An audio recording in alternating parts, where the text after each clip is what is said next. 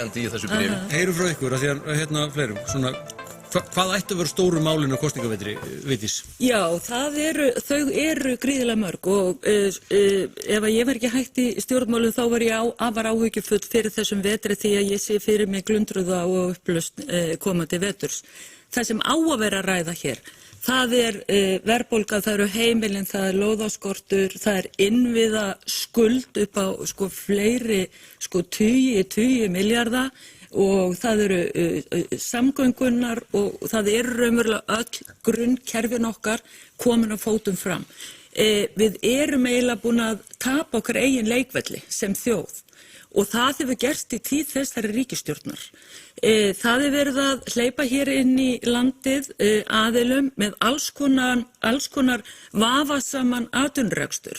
Það verið að sökkva hérna timbur upp í Hvalfirði, það verið að fara að dæla hérna niður CO2 hérna í Hafnarfirði, það ónýt verksmiðja á Reykjanesi sem kom hér til landsins á sömu formerkjum, það á að fara að reisa vindmyllugarða út af því að við höfum ekki afl til þessum þjóð að taka hagkvæmust orkukostin sem eru vatnsaflsvirkjanir. Það eru hérna erlendir aðilar að spurja eftir 10.000 hekturum af Íslandi, af landin okkar, til að fara að rækta ykkur skó, til að þeim komi til með að líða betur í loftslagshjartanu sínu, einhvers staðar út í Evrópu eða Bandaríkjunum.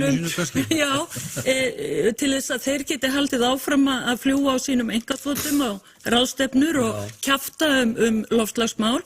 Við erum búin að landhelgisgæslan, hún svo vanfjármögnuð að nú það nýkomið í ljós að við getum ekki einu sinni sinnt okkar eigin vörnum, hringinn í kringum landið okkar. Við erum fullvalda og frjálst ríki og staðan svona.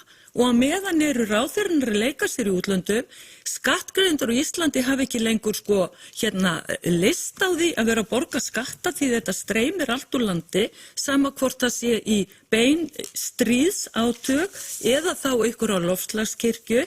Þetta allt með þessum hætti. Svona lít ég á málið.